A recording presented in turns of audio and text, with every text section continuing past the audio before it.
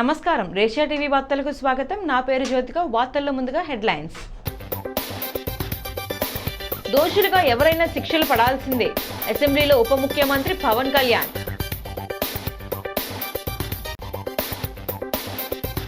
పాపికొండలు అభయారణ్యంలోని పెద్ద పులి వెల్లడించిన సిసిఎఫ్ శ్రీకాంత్ నాథ్ రెడ్డి.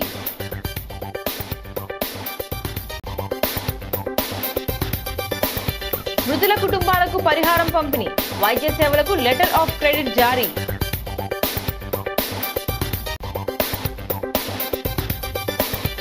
ప్రవీణ్ పగడాలది ముమ్మాటికి హత్యే, మాజీ ఎంపీ జీవి హర్షకుమార్ ఆరోపణ.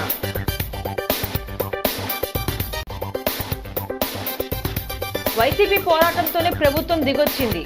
ఎక్స్క్రీష్ పై మాజీ ఎంపీ మార్గాన భరత్రామ్.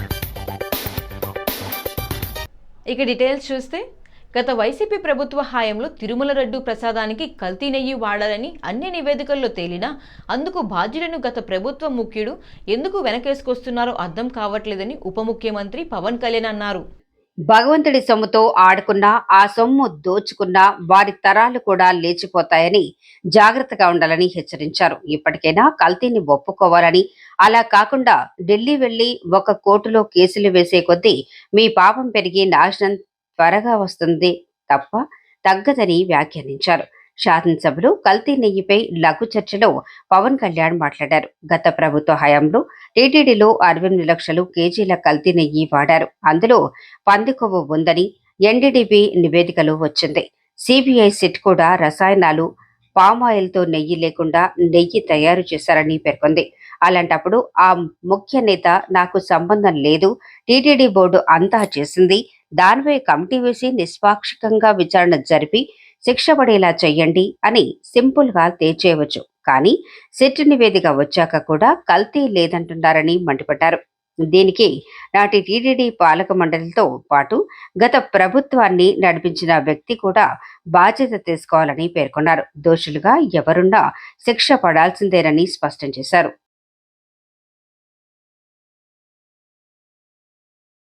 ఒక గబుక్కుని ఒకళ్ళ బ్లేమ్ చేయడం అనేది చాలా ఆలోచించి మాట్లాడుతుంది. ముఖ్యంగా పబ్లిక్ లైఫ్లో ఉన్నాం కానీ బాధ్యతగా ఉన్నాయి మా పొజిషన్లో.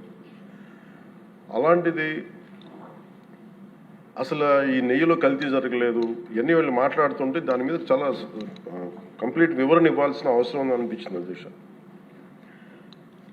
ముఖ్యంగా గత ప్రభుత్వ పాలనలో ఉన్నప్పుడు ఎక్కడా కూడా దేవాలయాల మీద దాడులు జరిగినా ఇంకోటి జరిగినా ఎక్కడా కూడా మేము దోషుల్ని పట్టుకోండి అని చెప్తా వచ్చాం తప్ప ఎక్కడా కూడా మీరు చేయించారని కానీ మీరు ఉన్నారని కానీ ఎక్కడ ఎందుకంటే తక్కువ అలా కూర్చోబెట్టి ఎలా పడితే అలా మాట్లాడటానికి బాధ్యత ఉంటాం కాబట్టి అలా మాట్లాడలేము. అలాగే ఇది కూడా గౌరవ ముఖ్యమంత్రి గారు రోజు ఎన్డీఏ సభలో చెప్పినప్పుడు మాకు కూడా ఏమనిపించిందంటే దీన్ని ఎలాగా అడ్రస్ చేయాలో నాకైతే ఇంటికి వెళ్ళాక నాకు అర్థం కాలేదు. ఇలాగ యానిమల్ ఫ్యాక్ట్ కూడా కలిసి ఇది ఎన్డీడీబీలో వచ్చింది అని, నేషనల్ డైరీ డెవలప్మెంట్ బోర్డు దాంట్లో.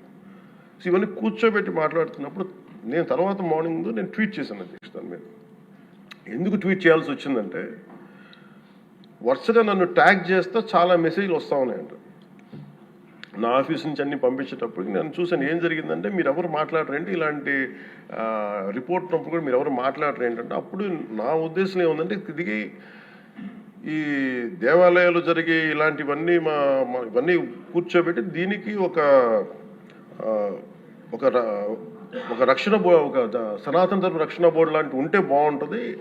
ఎందుకంటే ఇలాంటి కూర్చోబెట్టి చాలా న్యూట్రల్గా చాలా ఆబ్జెక్టివ్గా చేయొచ్చు ఇవి అనే ఉద్దేశంతో నేను పెట్టాను అధ్యక్ష. నాకు గిల్ట్ ఎక్కడొచ్చిందంటే అరే ఇవన్నీ మనకి లాస్ట్ 2-3 ఇయర్స్ మా టెంపుల్ దగ్గర తిరుమలకి వెళ్ళినప్పుడు ప్రజల భద్రత, వన్యప్రాణి సంరక్షణ రెండు తమకు ముఖ్యమేనని రాజమహేంద్రవరం ప్రాంతీయ ముఖ్య అటవీ సంరక్షణ అధికారి శ్రీకాంత్ నాథ్ రెడ్డి పేర్కొన్నారు. ఇటీవల పట్టుకున్న పులి ప్రవర్తన మంచిగా ఉందని, పూర్తిగా పరిశీలించిన తర్వాతే పాపికొండల నేషనల్ పార్కులో వదిలిపెట్టామన్నారు. స్థానిక అటవీ శాఖ కార్యాలయంలో జరిగిన మీడియా సమావేశంలో ఆయన మాట్లాడుతూ, తూర్పుగోదావరి జిల్లా రాయవరం మండలంలోని జనావాసాల్లో పట్టుకున్న పెద్ద పులి ప్రస్తుతం పాపికొండ నేషనల్ పార్కులోనే ఉందని, అది మళ్లీ జనావాసాల్లోకి రాకుండా అన్ని కట్టుదిట్టమైన ఏర్పాట్లు చేశామని, సాంకేతికతతో నిరంతరం పర్యవేక్షిస్తున్నామన్నారు. రంపచోడవరం దగ్గర సున్నంపాడు తదితర ప్రాంతాల్లోని జనావాసాల్లో మళ్లీ పెద్ద పులి తిరుగుతున్నట్లు సామాజిక మాధ్యమాల్లో వైరల్ అవుతున్న వీడియోలు ఫేక్ అన్నారు. పాపికొండ నేషనల్ పార్కులో గతంలో పెద్ద పులులు, చిరుత పులులు ఎక్కువగా ఉండేవని, ఇప్పుడవి తగ్గిపోయాయన్నారు. తోడు కోసం తిరుగుతూ ఇటు వచ్చినట్లుగా గుర్తించామన్నారు. దీన్ని భర్తీ చేసేందుకు ఇతర రాష్ట్రాల అటవీ అధికారులతో మాట్లాడి 2 ఆడపులులను పాపికొండలు నేషనల్ పార్కుకు తీసుకొచ్చే దిశగా ప్రయత్నాలు చేస్తున్నామన్నారు. పులుల వృద్ధితో ఇక్కడి నేషనల్ పార్కులు టైగర్ జోన్ ఏర్పాటుకు బీజం పడుతుందన్నారు. వన్యప్రాణుల సంరక్షణ అవగాహనకు మార్చి 3న గుంటూరులో హనుమాన్ కార్యక్రమం ప్రారంభించినట్లు తెలిపారు.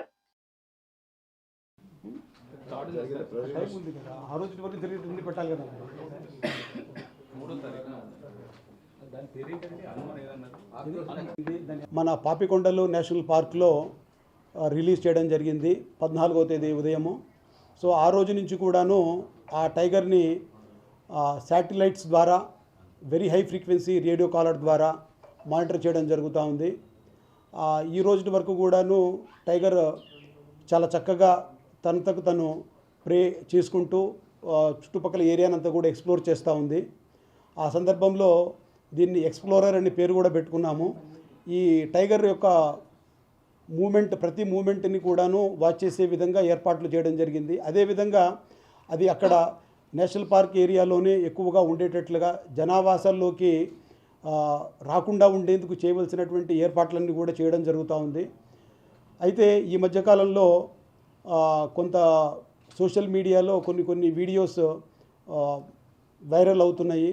ఆ వీడియోస్ ఏవైతే ఉన్నాయో, ఎస్పెషల్లీ రంపచోడవరం దగ్గర ఒక పెద్ద పులి తిరుగుతూ ఉందని చెప్పేసి ఒక వీడియో వైరల్ అవుతున్నట్టుగా ఒక మీడియా మిత్రుడు నాకు షేర్ చేశారు. ఆ వీడియో ఈ టైగర్కి సంబంధించింది కానే కాదు. ఈ టైగర్కి సంబంధించినటువంటి వీడియోస్ ఇప్పటి వరకు ఇంకా ఎక్కడ కూడాను వైల్డ్లో ఇంకా ఇంతవరకు ఎవరు తీసుకోలేదు. కాబట్టి ఆ టైగర్కి సంబంధించిన మూమెంట్ అయితేనే మాత్రం ఇప్పటి వరకు రంపచోడవరం దగ్గరికి అది ఈరోజు ఏదైతే వైరల్ వచ్చిందో అది కాదు అన్న విషయాన్ని మీ ద్వారా ప్రజలందరికీ తెలియజేసుకుంటూ, అదేవిధంగా మనము ఈ సమయంలో కొంత బాధ్యత కూడా మనమందరం వహించాల్సి ఉంటుంది. ఎందుకంటేనా ఒక నాన్ జెన్యున్ వీడియో బయటకు వచ్చినప్పుడు దానివల్ల చుట్టుపక్కల ప్రాంత ప్రజలకందరికీ కూడా కొంచెం ఆందోళన కలిగి కొంచెం ఇబ్బందులు కలిగే అవకాశం ఉంది. ప్లస్ ఈ జంతువు పట్ల కూడాను ఒక దురభిప్రాయం ఏర్పడే అవకాశం ఉంది. ఇప్పుడు మనం గమనిస్తే ఈ టైగర్ ఏదైతే ఎక్స్ప్లోరర్ మనకు రాజమండ్రికి వచ్చిందో, ఇది తన జర్నీ ఛత్తీస్గఢ్ నుంచి మొదలుపెట్టి తడోపా మీదుగా మనకి ఇంతవరకు వచ్చింది. కానీ ఎక్కడా కూడాను అది హ్యూమన్ ఏరియాస్లోకి, హ్యూమన్ ల్యాండ్స్కేప్లోకి వచ్చినా కూడాను ఎవరి మీద ఇంతవరకు ఏ హ్యూమన్ మీద కూడా అటాక్ చేయలేదు అది. సో దానికి ఆ గుడ్ బిహేవియర్ ఉన్నందువల్ల దాన్ని మనం ఇప్పుడు పాలకల్తీ ఘటనలో 4 మృతుల కుటుంబాలకు వారి నివాసాలకు వెళ్లిన జిల్లా collector Keerthi Chekuri, city MLA Adireddy Srinivas, RUDA chairman Boddu Venkataramana Chowdary CMRF ద్వారా మంజూరైన 10 లక్షల రూపాయల చెక్కులను అందజేయడం జరిగింది. పాలకల్తీలో అస్వస్థతకు గురైన బాధితులకు మెరుగైన వైద్య సేవలు అందిస్తున్నట్లు జిల్లా కలెక్టర్ కీర్తి చేకూరి తెలియజేశారు. చౌడేశ్వర నగర్ కు చెందిన శేషగిరిరావు, గాంధీపురానికి చెందిన తాడి రమణి 58 సంవత్సరాలు, తాడి కృష్ణవేణి 76 సంవత్సరాలు చెరువు 10 లక్షల చొప్పున అందజేయటం జరిగింది. అంతకు ముందు రాజానగరం ఎమ్మెల్యే బత్తుల బలరామకృష్ణ చేతుల మీదుగా మంచి రాధాకృష్ణమూర్తికి చెక్కు అందజేసినట్లు కలెక్టర్ తెలిపారు. ముఖ్యమంత్రి ప్రకటించిన ఎక్స్గ్రేషియాను బాధిత కుటుంబాలకు అందజేసినట్లు తెలిపారు. ఆదిరెడ్డి శ్రీనివాస్ మాట్లాడుతూ, చికిత్స పొందుతున్న 15 మంది వైద్యానికి అయ్యే ఖర్చులను కూడా ప్రభుత్వమే పూర్తిగా భరిస్తున్నట్లు తెలిపారు. భవిష్యత్తులో ఎటువంటి ఘటనలు పునరావృతం కాకుండా అన్ని చర్యలు తీసుకుంటున్నామన్నారు. వెంకటరమణ చౌదరి మాట్లాడుతూ, ఈ నెల 16, 17, 18 తేదీల్లో కల్తీపాలు సేవించిన దాదాపు 315 మందికి టెస్టులు చేయటం జరిగిందన్నారు. వారి వెంట షట్టివల్జ కార్పొరేషన్ చైర్మన్ కొడుపూడి సత్యబాబు, కూటమి నాయకులు కాశీ నవీన్, అనుశ్రీ సత్యనారాయణ, వై శ్రేణు, కడలి రామకృష్ణ, మరుకుర్తి రవి యాదవ్, షట్టి జగదీష్ తదితరులున్నారు.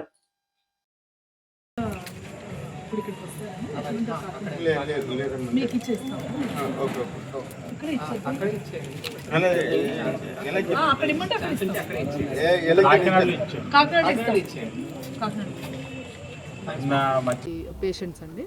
సో సో నిన్న సీఎం గారు ఇచ్చిన ఆదేశాల ప్రకారం ఎఫెక్టెడ్ ఫ్యామిలీస్ ఎవరైతే ఏ ఫ్యామిలీలో అయితే మరణం ఉందో వాళ్ళకి ఎక్స్గ్రేషియా ప్రపోజల్స్ కింద 10 లక్షలు హామీ ఇచ్చారు. దాని ప్రకారం ఈరోజు 4 కుటుంబాలకి మేము 10 లక్షలు ఎక్స్గ్రేషియా ఇవ్వడానికి వచ్చాము. సో ఆల్రెడీ పేషెంట్స్ ఎవరైతే హాస్పిటల్లో ఉన్నారో అందరికీ కూడా క్లియర్గా చెప్పడం జరిగింది. ఎటువంటి పేమెంట్ కూడా హాస్పిటల్ మీ దగ్గర ఛార్జ్ చేయదు, యాజ్ వెల్ యాజ్ ఆల్రెడీ ఖర్చు పెట్టిందంతా కూడా రీయింబర్స్ చేయడం జరుగుతుంది అనేది. అది కూడా గవర్నమెంట్కి ప్రపోజల్స్ రాసాము. అది కూడా మనకి టుమారో, డే ఆఫ్టర్ టుమారో అవి కూడా మనకి ఇవ్వడం జరుగుతుంది. సో ఇంకా మానిటర్ చేస్తున్నాము. 110 ఫ్యామిలీస్కి ఆయన మిల్క్ సప్లై చేసినట్టు తెలిసింది. అందులో 315 శాంపిల్స్, బ్లడ్ శాంపిల్స్ తీస్తే ఇద్దరికి ఎలివేటెడ్ రీనల్ లెవెల్స్ వచ్చినాయి. ఆ ఇద్దరిని కూడా హాస్పిటల్లో జాయిన్ చేయడం జరిగింది. సిచ్యువేషన్ మానిటర్ జరిగేదంతా కూడా సీఎం రిలీఫ్ ఫండ్ నుంచి వాళ్ళకి ఎల్ఓసి రూపంలో ఇవ్వాలి, ఎవరన్నా ఎలాగన్న దాని మీద కూడా వాళ్ళకి కూడా ప్రాపర్గా కమ్యూనికేట్ చేయడం జరిగింది. క్రిటికల్గా ఉన్న వారికి ఇక్కడ ట్రీట్మెంట్ పొందడంతో పాటు ఇంకా మెరుగైన వైద్యం అందించడానికి హయ్యర్ సెంటర్స్కైనా తీసుకెళ్ళవలసి వస్తే అది కూడా తీసుకెళ్ళడానికి కూడా ప్రభుత్వం సిద్ధంగా ఉందన్నది కూడా తెలియచేసుకుంటూ, ఈ దుష్ప్రచారాలు ఏదైతే వైఎస్ఆర్ కాంగ్రెస్ పార్టీ వారు చేస్తూ ఉన్నారో ఆపితే మంచిది. ఎందుకంటే ఎవరైనా సరే కోరుకునేది కుటుంబానికి ఆదుకోవాలన్నది. ఆదుకున్నాం. ట్రీట్మెంట్ పొందుతున్న వారికి అండగా నిలబడాలన్నది. ఎందుకంటే వాళ్ళ మధ్య తరగతి వారు అది చేస్తూ ఉన్నాం. భవిష్యత్తులో ఇది పునరావృతం కాకుండా కొన్ని చర్యలు, నిర్ణయాలు తీసుకోవాలి. ఆ కార్యక్రమం కూడా ప్రభుత్వం చేయబోతా ఉంది. కాబట్టి ఇంకా మాట్లాడడానికి ఏముంది? రాజకీయంగా మీరు ఏదో ఓదార్పు చేసుకోవాలి, లేకపోతే యాత్రలు చేసుకోవాలి. అది చేస్తే చేసుకోండి, కానీ జరిగే వాటికి అడ్డపడకుండా మీ పని చేసుకుంటే మంచిదన్నది వైఎస్ఆర్సీపీ వారికి కూడా తెలియజేస్తాను. ఇంకా వారం రోజుల పాటు ఈ క్యాంప్స్, మెడికల్ క్యాంప్స్ పెట్టి వారిని కూడా మానిటర్ చేస్తాం. ఇంకా వారి హెల్త్. క్రైస్తవ మత ప్రబోధకుడు ప్రవీణ్ కుమార్ పగడాల రోడ్డు ప్రమాదంలో చనిపోలేదని, అది ఖచ్చితంగా హత్యగాని తాము ఇప్పటికీ భావిస్తున్నామని మాజీ ఎంపీ జీవి హర్షకుమార్ అన్నారు. మార్చి 24వ తేదీన లూథరన్ గిరిలో ప్రవీణ్ పగడాల సంస్మరణ నిర్వహిస్తున్నట్లు వెల్లడించారు. స్థానిక రాజీవ్ గాంధీ విద్యా సంస్థల కాన్ఫరెన్స్ హాల్లో బుధవారం జరిగిన మీడియా సమావేశంలో హర్ష కుమార్ మాట్లాడుతూ మార్చి 24వ తేదీన లూథర్ గిరిలో జరిగే సంస్మరణ సభకు ప్రభుత్వం అడ్డంకులు సృష్టిస్తే మాత్రం ఊరుకునేది లేదని హెచ్చరించారు. ముఖ్యమంత్రి స్థాయిలో ఉన్న చంద్రబాబు పదే పదే మద్యం సేవించి రోడ్డు ప్రమాదంలో ప్రవీణ్ పగడాల మృతి చెందారని మాట్లాడటం సమంజసంగా లేదన్నారు. ఆయన అటాప్సీ వేదికలో అసలు మద్యం సేవించిన ఆనవాళ్లే లేవని స్పష్టమైందన్నారు. ఈ కేసుని ప్రభుత్వం ఎందుకు నిష్పాక్షికంగా దర్యాప్తు చేయటం లేదు, దాన్ని బట్టి అర్థమవుతోందని వ్యాఖ్యానించారు. తాము 24న సంస్మరణ సభ జరిపి ప్రవీణ్ పగడాలకు ఘనంగా నివాళులర్పిస్తామన్నారు. ఇది హత్య అని నమ్మే ప్రతి ఒక్కరూ ఈ కార్యక్రమానికి హాజరు కావాలని కోరారు. ప్రవీణ్ పగడాల చనిపోయి ఈ రోజుకి 11 నెలలు అయింది. 11 నెలల 2 రోజులు అయింది. మార్చి 24న 2025వ సంవత్సరంలో ఆయన చనిపోయాడు. మేము ప్రభుత్వాన్ని అర్థిస్తున్నది ఏంటంటే, మార్చి 24, 2026వ సంవత్సరంలో మేము సంస్మరణ సభ చేపట్టాలనుకుంటున్నాం. దానికి క్రైస్తవులందరినీ రమ్మని కోరుతూ ఈ మీటింగ్కి ప్రభుత్వం కానీ పోలీసులు కానీ ఎటువంటి ఆటంకాలు కల్పించవద్దని మేము కోరుతూ ఉన్నాం. ఎందువల్లంటే ముఖ్యమంత్రి చేతకానితనం, ముఖ్యమంత్రి అసమర్థత. రాష్ట్రంలో ప్రధాన ప్రతిపక్షంగా ఉన్న వైఎస్ఆర్ కాంగ్రెస్ పార్టీ సమర్థవంతంగా పోరాటం చేయడం వలని కల్తీపాల మృతులకు అసెంబ్లీలో ముఖ్యమంత్రి చంద్రబాబు 10 లక్షల నష్టపరిహారం ప్రకటించాలని వైసీపీ జాతీయ అధికార ప్రతినిధి మాజీ ఎంపీ మార్గాని భరత్రాం అన్నారు. స్థానిక విఎల్పురం మార్గాన్ని ఎస్టేట్స్ ఆవరణలో ఉన్న వైఎస్ఆర్సీపీ కార్యాలయంలో బుధవారం జరిగిన మీడియా సమావేశంలో భరత్రాం మాట్లాడుతూ పాల కల్తీ ఎలా జరిగిందన్నది తేల్చకుండా తూతు మంత్రంగా విచారణ చేసి ప్రమాదవశాత్తు ఫ్రిడ్జ్ లో ఉన్న ఇథాలిన్ గ్లైకాల్ కలిసిందని నిందితుడు గణేష్ను కాపాడే ప్రయత్నం చేస్తోందని ఆరోపించారు. వైసీపీ మాజీ మంత్రులు తాము వెంటనే స్పందించబట్టే బాధిత కుటుంబాలకు నష్టపరిహారంతో పాటు ఆసుపత్రిలో చికిత్స పొందుతున్న బాధితులకు అయ్యే ఖర్చును భరిస్తామని ప్రకటించడం జరిగిందన్నారు. ప్రభుత్వం బాధ్యతల నుంచి తప్పించుకుని విషయాన్ని పక్కదారి పట్టించే ప్రయత్నం చేసిందని విమర్శించారు. ఆసుపత్రిలో చికిత్స పొందుతున్న బాధితుల నుంచి బిల్లు ఎలా వసూలు చేస్తారని నిలదీశారు. ప్రభుత్వ ఆసుపత్రిలో ఎటువంటి సౌకర్యాలు, అనుభవం కలిగిన వైద్యులు లేకుండా రోగులకు వైద్యం ఎలా అందుతుందని ప్రశ్నించారు. ఏ సదుపాయాలు, సౌకర్యాలు కల్పించకుండా సూపరింటెండెంట్ను విధుల నుంచి తప్పిస్తే ఏం లాభమో వారికే తెలియాలన్నారు. జగన్ మొదలుపెట్టిన మెడికల్ కాలేజీ పూర్తయి ఉంటే మంచి వైద్యులు, అన్ని సదుపాయాలు ఉండేవని పేర్కొన్నారు. ఒక ఆమె 80 సంవత్సరాల ఆమె కనకరత్నం గారని ఆమె చనిపోయింది. ఫస్ట్ కేసు వచ్చిందే ఆమె నుంచి వచ్చింది. 80 సంవత్సరాల ఆవిడ 80 సంవత్సరాల ఆవిడని ఎందుకు ఈ డెత్ దాంట్లో ఇంక్లూడ్ చేయలేదని అడుగుతాను. ఇది కాక పోలీస్ డిపార్ట్మెంటు, హాస్పిటల్ సిబ్బంది కూడా పోస్ట్ మార్టం చాలా హడావిడిగా మేఘాల మీద కంప్లీట్ చేసిన సందర్భం. ఇవాళ అభం శుభం తెలియని చిన్నారులు రెయిన్బో హాస్పిటల్లో చూస్తే నిజంగా హృదయ విదారకం. ఎంత బాధపడతా ఉన్నామని అంటే అక్కడ ఉన్న తల్లులు వాళ్ళని చూస్తూ ఉంటే ఎంత బాధాకరంగా ఉంది. నిజంగా నేను అడుగుతా ఉన్నా, ఈ ఘటన జరిగి 18 శివరాత్రి వెళ్ళిన తర్వాత 18, 19, 20 తారీఖుల్లో జరిగినప్పుడు వైఎస్ఆర్ కాంగ్రెస్ పార్టీ ఇది మేము నెత్తినప్పుడే ఈ గవర్నమెంట్ ముందుకు వచ్చి నిన్న మా బృందం అంతా కూడా పర్యటన చేస్తే 10 లక్షల రూపాయలు వెంటనే చెక్లు ఇచ్చే కార్యక్రమం. ఇది కాక ఏ ఆటకైనా నేను రెడీ, గెలుపు సాధించి తీరుతా అంటూ ఉత్సాహంగా కథనా రంగంలోకి దూకి యువ ఎమ్మెల్యేల కంటే చురుగ్గా అన్ని ఆటల పోటీల్లోనూ రాజమహేంద్రవరం రూరల్ ఎమ్మెల్యే గోరంట్ల బుచ్చయ్య చౌదరి తలపడుతున్నారు. అసెంబ్లీ ఆవరణలో ఎమ్మెల్యేలు, ఎమ్మెల్సీలకు జరుగుతున్న క్రీడా పోటీల్లో ఇప్పుడు అందరి దృష్టి గోరంట్ల బుచ్చయ్య చౌదరిపైనే ఉంది. 80 సంవత్సరాల వయసులో సైతం నిత్య యువకుడిగా 50 మీటర్ల పరుగు పందెంలో డిప్యూటీ స్పీకర్ రఘురామకృష్ణరాజు, గద్దె రామ్మోహన్ కలిసి ఉత్సాహంగా పరుగులు తీసి 3వ స్థానంలో నిలిచారు. టగ్ ఆఫ్ వార్లో సైతం నేను ముందే ఉంటారంటూ బరిలోకి దిగారు. ఆయన ఉత్సాహం చూసి మిగిలిన ఎమ్మెల్యేలు కూడా స్ఫూర్తి పొందుతున్నారు. 4 దశాబ్దాల రాజకీయ జీవితంలో గోరంట్ల అన్నింటా క్రమశిక్షణతో వెలుగుతూ ఇప్పటికీ కూడా ఎమ్మెల్యేగా రెడ్డిపైన ఉత్సాహంతో పనిచేస్తున్నారు.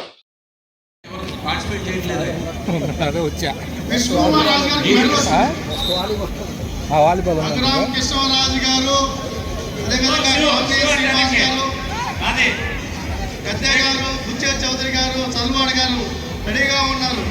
అందరికి మీరు ఇన్స్పిరేషన్ సార్.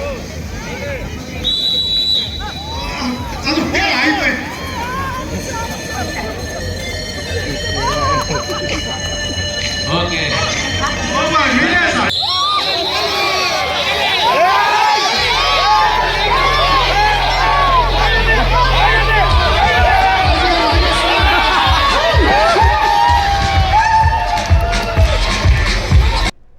పాలకల్తీ ఘటనలో ప్రధాన నిందితుడు కోరుకొండ మండలం నరసాపురం గ్రామానికి చెందిన గణేశ్వరరావును 3 టౌన్ పోలీసులు అరెస్ట్ చేశారు. అతన్ని మంగళవారం సాయంత్రం కోర్టులో హాజరుపరచగా రిమాండ్ విధించడంలో కేంద్ర కారాగారానికి తరలించారు. సదరు గణేశ్వరరావు వరలక్ష్మి డైరీ పేరుతో చాలా కాలంగా పాల వ్యాపారం నిర్వహిస్తున్నారు. లాలా చెరువు సమీపంలోని చౌడేశ్వర్ నగర్, స్వరూప్ నగర్, రెవెన్యూ కాలనీ, ఇతర ప్రాంతాల్లో ఇళ్లకు పాలు పోస్తుంటారు. అదేవిధంగా ఈ నెలలో జరిగిన శివరాత్రి రోజున కూడా ఆ ఏరియాలో పాలు పోశారు. ఆ పాలు తాగిన వారిలో 14 మంది వరకు తీవ్రమైన అస్వస్థతకు గురై కిడ్నీ వ్యాధి బారిన పడి డయాలసిస్ వరకు వెళ్లారు. వారిలో 6 ఇప్పటికే మృతి చెందగా మిగిలిన వారు ప్రైవేటు ఆసుపత్రిలో చికిత్స పొందుతున్నారు. ఈ ఘటనకు కారణమైన గణేశ్వరరావును 3 టౌన్ పోలీసులు అరెస్ట్ చేసి కోర్టులో హాజరుపరచగా న్యాయమూర్తి రిమాండ్ విధించారు.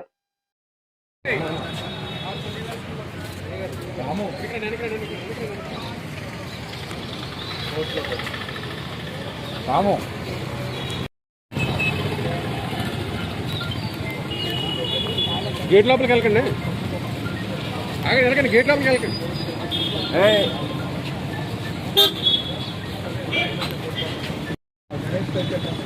కేసు నమోదు చేసినటువంటి ఉంది.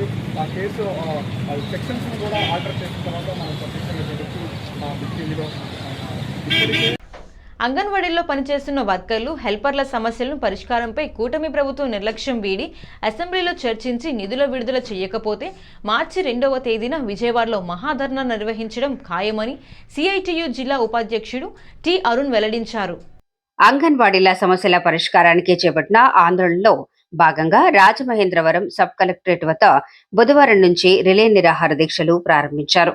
సిఐటియు జిల్లా ఉపాధ్యక్షుడు టి అరుణ్ నాయకులు ఎస్ఎస్ మూర్తి, పూర్ణిమారాజ్, డివైఎఫ్ఐ నాయకుడు రాంబాబు తదితరులు అంగన్వాడీల శిబిరానికి విచ్చేసి మద్దతు పలికారు.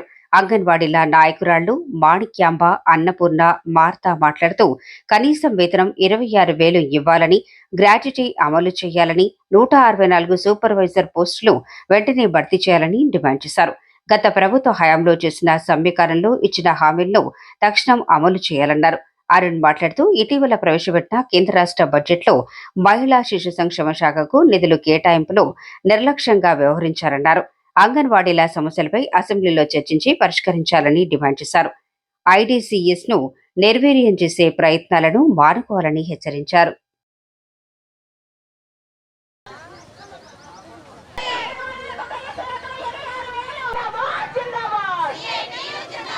రాష్ట్ర వ్యాప్తంగా రాష్ట్ర కమిటీ ఇచ్చిన పిలుపు మేరకు 23, 24 ప్రాజెక్టు స్థాయిలో రిలే నిరాహార దీక్షలు నిర్వహించాము.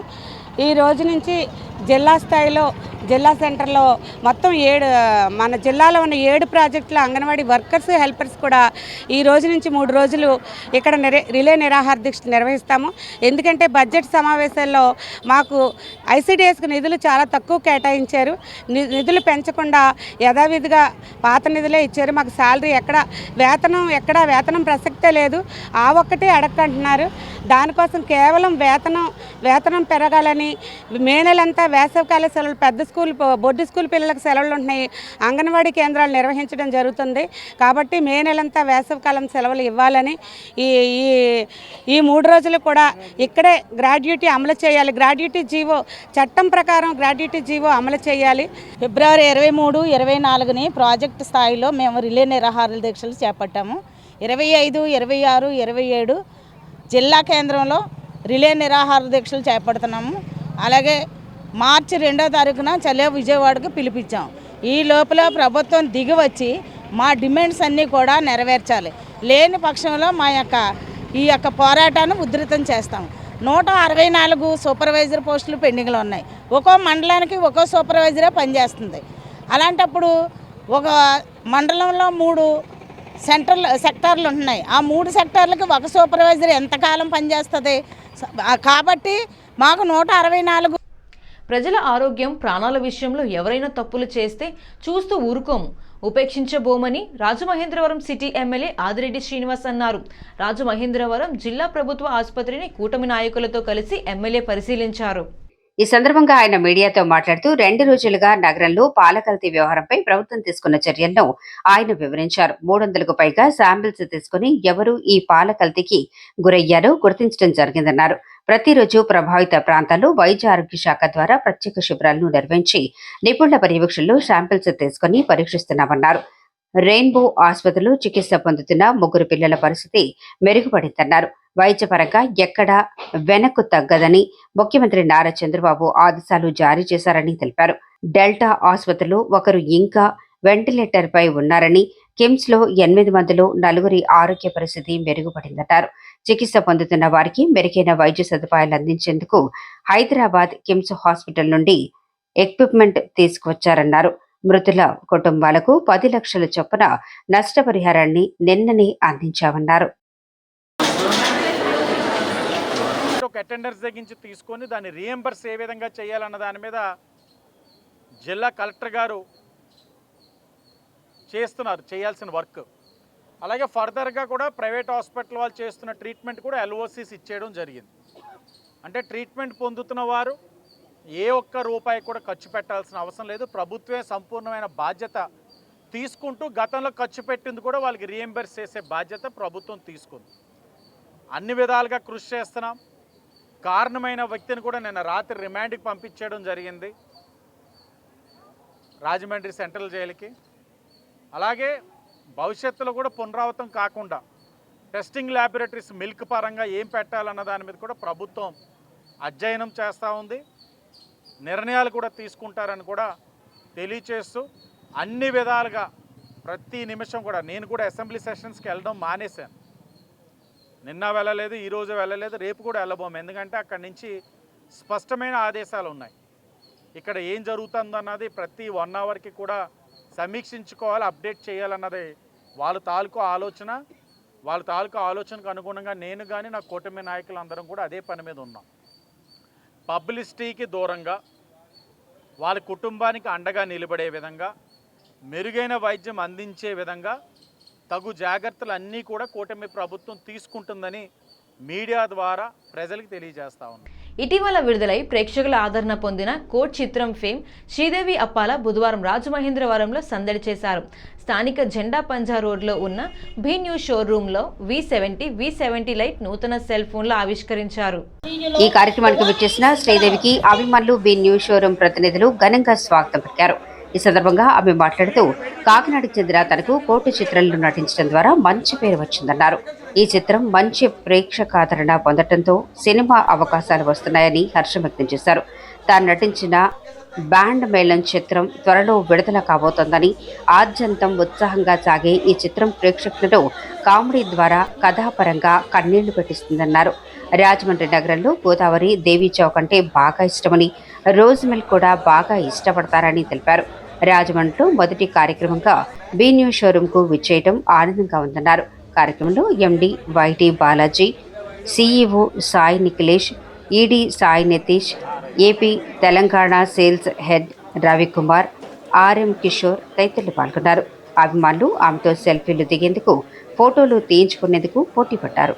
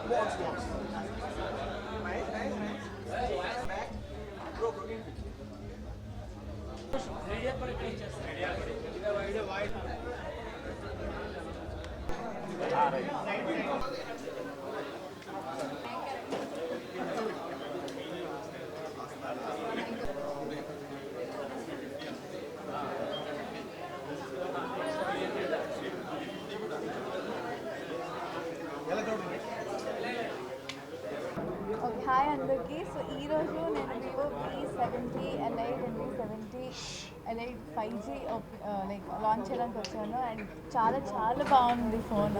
సో దాని పోర్ట్రేట్ లెవెల్స్ కానీ లేకపోతే దాని లుక్స్ కానీ చాలా చాలా బాగా నచ్చాయి. అండ్ నా favourite colour black. So black అయితే చాలా స్టన్నింగ్ అనిపించింది. సో ఆల్రెడీ ప్రీ బుక్ చేసుకున్న వాళ్ళందరికీ ఈరోజు మంచి ఆఫర్స్ ఉన్నాయి. అండ్ నా చేతుల మీదకే ఇవ్వడం చాలా చాలా హ్యాపీగా అనిపించింది. And thank you so much team and thank you for inviting me. And మా మూవీ March 13th రిలీజ్ అవుతుందండి, band Melam. So already టీజర్కి and సాంగ్కి చాలా చాలా మంచి రెస్పాన్స్ వచ్చింది. సో ఖచ్చితంగా థియేటర్లో మీరు ఫుల్ నవ్వుకొని ఫుల్ ఏడ్చుకుంటూ వెళ్తారని I will promising you. So చాలా చాలా బాగుంటుంది సినిమా. సో మీరు తప్పకుండా అందరూ March 13th బ్యాండ్ మేళం చూడాలని కోరుకుంటున్నాను. Thank you. ఈ వార్తలు ఇంతటితో సమాప్తం. నమస్కారం.